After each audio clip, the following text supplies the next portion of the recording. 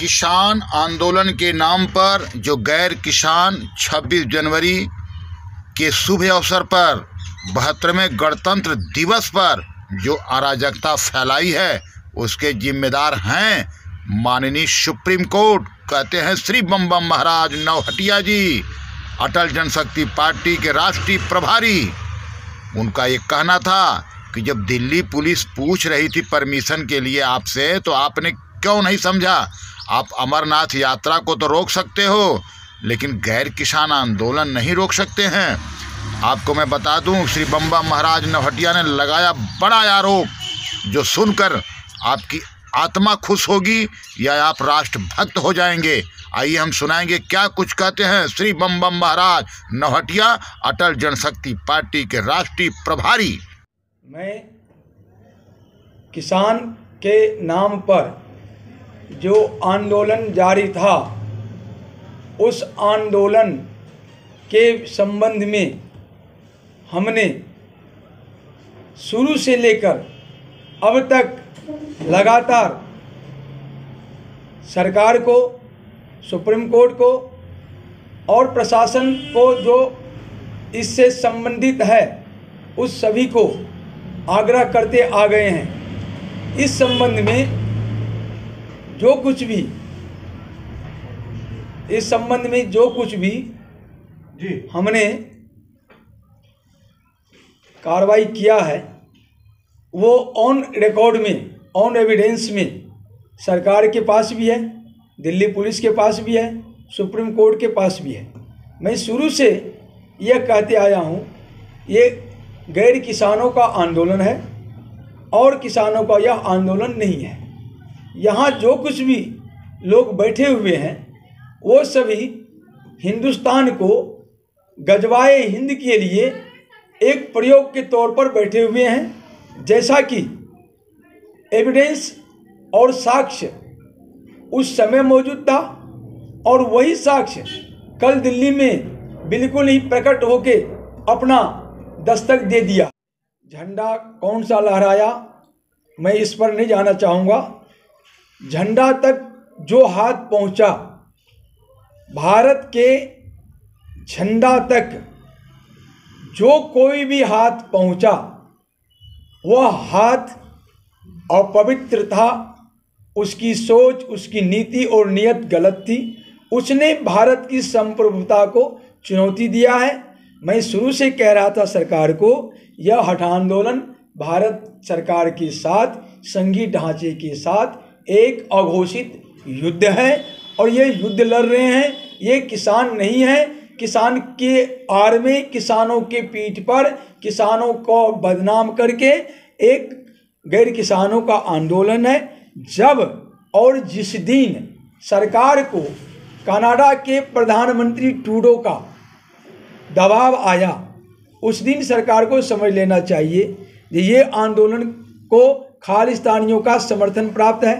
जिस दिन ब्रिटेन की संसद ने 20-25 सांसद इस आंदोलन को समर्थन दिया, उस दिन सरकार को समझ लेनी चाहिए कि इसको विदेशी ताकत का हाथ है। जिस दिन संयुक्त राष्ट्र महासचिव गुतारेस का इस आंदोलन के ऊपर सरकार को बयान दिया, तो उस दिन समझ लेना चाहिए इस आंदोलन की जड़ कहाँ है।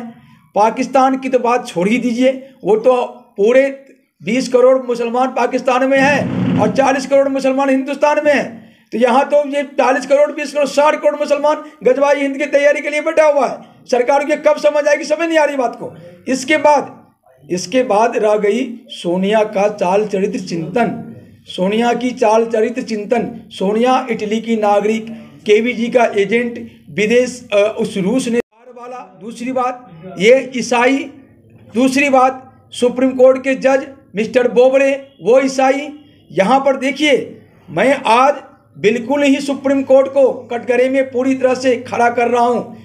जिस प्रकार शाहीन बाग को सुप्रीम कोर्ट ने डील किया और उसके बाद दिल्ली जला, तो ये भी सुप्रीम कोर्ट की गलती थी। और आज भी सुप्रीम कोर्ट की वजह से ही दिल्ली शर्मसार हुआ, देश शर्मसार हुआ।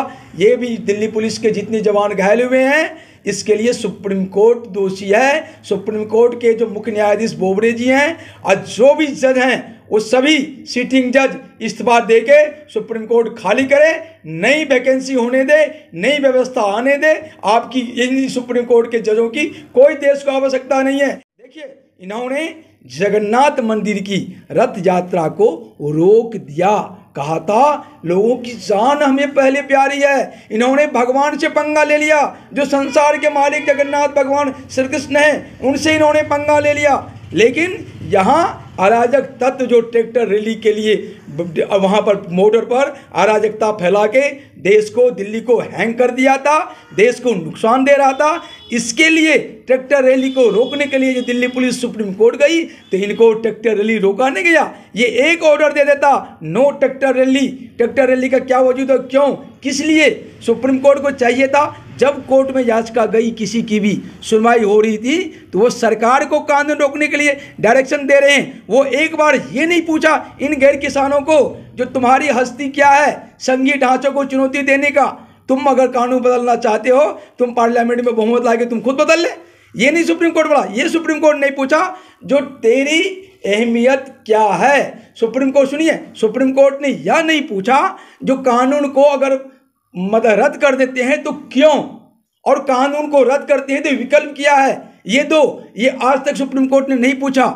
सुप्रीम कोर्ट सबसे बड़ा देश को शर्मसार होने के लिए गुनाहगार है। मैं भारत सरकार से मांग करता हूं कि वो सुप्रीम कोर्ट के मुख्य न्यायाधीश बोबड़े को ईसाई का गेम खेलने के लिए सुप्रीम कोर्ट के बोबड़े ईसाई, सोनिया ईसाई, केजरीवाल ईसाई, जोगिंदर यादव मुसलमान और सारे खालिस्तानी विदेशी शक्ति मिलके इस देश को आज शर्मसार किया है। इसके लिए सुप्रीम कोर्ट को कटघरा में पूरी तरह खड़ा करता हूं। वो इस्तीफा दे जज साहब, नहीं तो सरकार महाभियोग प्रस्ताव लाके इनको बैकआउट करे, वहां से हटाए और जेल में डाल दे। मैं अगर सरकार में होता तो मैं जेल में भी डाल देता सुप्रीम कोर्ट को, जज इसको मैं न बख्शता।